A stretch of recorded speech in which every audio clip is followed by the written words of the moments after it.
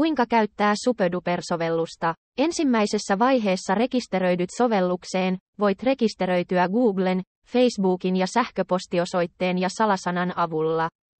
Jos käyttäjät voivat rekisteröityä Applen kautta. Kun olet syöttänyt sovelluksen, luettelonäyttö tulee näkyviin.